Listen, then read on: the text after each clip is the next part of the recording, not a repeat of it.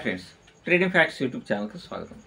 ఏమైనా మరలా బొంగు ఆఫ్ స్టాక్ మార్కెట్ గురించి కొన్ని వీడియోస్ కొంత అవగాహన అనేటువంటిది తీసుకొని రావాల్సినటువంటి బాధ్యత ఉన్నది. యాజ్ ఎ యూట్యూబర్గా మన యూట్యూబ్ ఛానల్ అనేటువంటిది అవేర్నెస్ తెచ్చేటువంటిది కాబట్టి.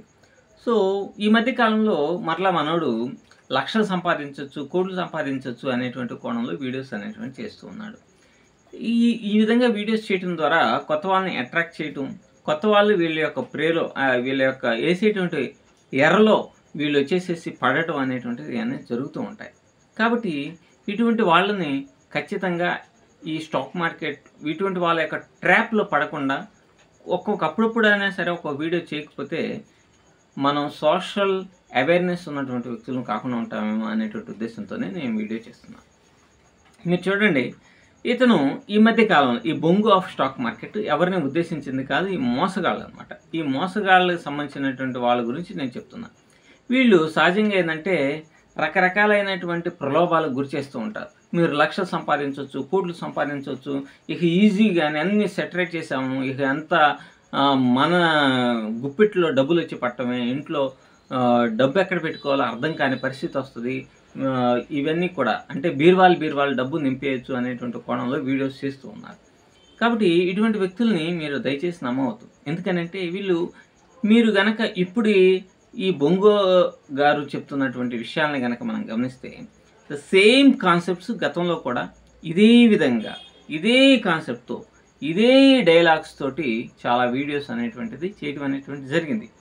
అప్పుడు కూడా ఈ మాటలు నమ్మేసేసి చాలామంది ఇతని యొక్క ట్రాప్లో పడిపోయి లక్షల ఇన్వెస్ట్మెంట్ అనేటువంటిది చేసి చాలా దారుణంగా కొన్ని దాదాపుగా 15 కోట్ల రూపాయల వరకు నష్టపోవడం అనేటువంటిది జరిగింది. సో ఏది ఏమైనా సరే ఈ కాపీ ట్రేడింగ్ అనేటువంటిది ఒకళ్ళని నమ్ముకొని వాళ్ళ ఎమోషన్స్ లేకుండా లక్షలు సంపాదించవచ్చు, మీరు ఎమోషన్స్ ఉండి లక్షలు పోగొట్టుకుంటున్నారని మనం చెప్తున్నారే, మరి తను దాదాపుగా 2 కోట్ల రూపాయల నష్టం అనేటువంటిది పోవటమే కాదు, ప్రజల సొమ్ము కూడా దాదాపుగా 15 కోట్ల రూపాయలు నష్టపోవడం అనేటువంటిది జరిగింది. సో ఇప్పుడు నీతులు చెప్తున్నారు, సరైన ప్లానింగ్ కనుక లేకపోతే మీరు స్టాక్ మార్కెట్లో సంకనాకిపోతారు అని అంటున్నారు. మరి మనోడు ఏమయ్యాడు? మనోడు సంకనాకిపోలేదా? దాదాపుగా ఇటువంటి ప్లాన్స్ ఇంతకుముందు ఎందుకు లేవు?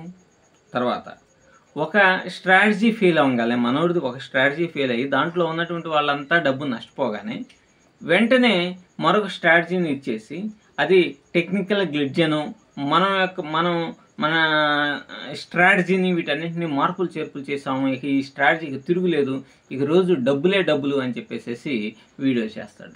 అలాగే రెండోది కూడా ఫెయిల్ అయిపోతుంది, మూడోది కూడా ఫెయిల్ అయిపోయింది, నాలుగోది ఇట్లా దాదాపుగా 9 స్ట్రాటజీస్ అనేటువంటివి వాటిలో పెట్టుబడి పెట్టినటువంటి వాళ్ళ డబ్బులంతా కూడా సర్వనాశనం అయిపోయినాయి. సో ప్రజల కోసం ఇతను చేయటం కాదనమాట, తన కోసం తన లబ్ధి కోసం ఏదో ఒక రోజున జాక్పాట్ కొట్టకపోతామా అనేటువంటి ఉద్దేశంతోనే అతను ఇవన్నీ కూడా చేస్తున్నాడు. మీకు బెస్ట్ ఎగ్జాంపుల్గా చెప్తాను.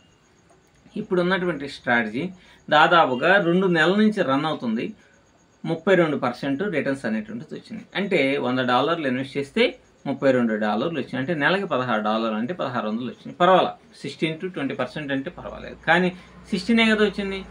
కానీ ఈ 16 కూడా ఎలా వచ్చింది, ఈ 32% కూడా ఎలా వచ్చింది ఏంటి అనేటువంటిది మీరు ఒకసారి గమనించండి. ఒక రోజున అతను 0.1 లాట్ వేసేసాడు, 1 లాట్ కూడా వేసాడు. 1 లాట్ వేయగానే అదేమవుతుంది, కొంత ఫ్లక్చుయేషన్ జరుగుతుంది, బాగా నష్టం అనేటువంటిది పోయింది. ఆ టైంలో కొద్దిమంది అకౌంట్స్ మొత్తం కూడా జీరోలు అయిపోయాయి. తర్వాత ఏం చేశాడు, తర్వాత మరలా అదే లక్కీగా వేసాడు, అది బాగా ఒకరోజు $45 ప్రాఫిట్ ఇచ్చింది. ఈ $45 ప్రాఫిట్ ఇచ్చినటువంటి ఆ అకౌంట్ తప్ప మిగతా పరంగా రావటం అవన్నీ తీస్తే దాదాపుగా అతను ఇప్పటికీ నష్టంలోనే ఉంది. ఒక్కరోజు సక్సెస్ అయింది ఒక అద్భుతమైనటువంటి విజయాలని తీసుకొచ్చి పెట్టదు.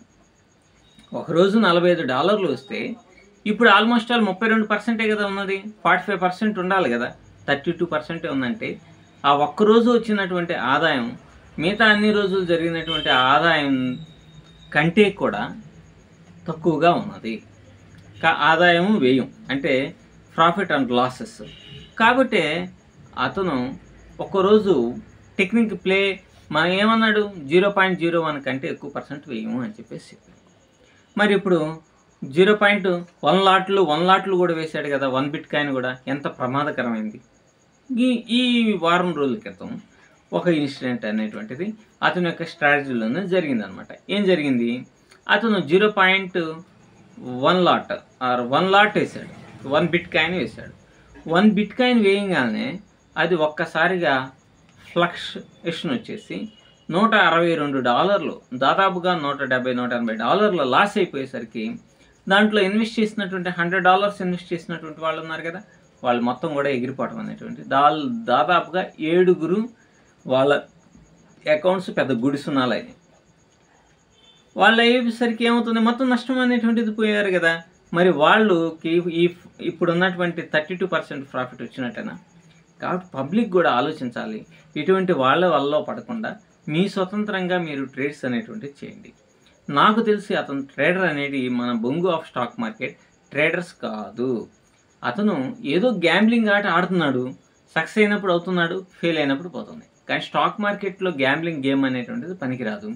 అది ఎప్పటికైనా సరే సర్వనాశనం అనేటువంటిది చేస్తుంది. కాబట్టి బీ కేర్ఫుల్. ఇటువంటి వాళ్ళు ఎందుకు మీరు చాలా జాగ్రత్తగా ఉండండి.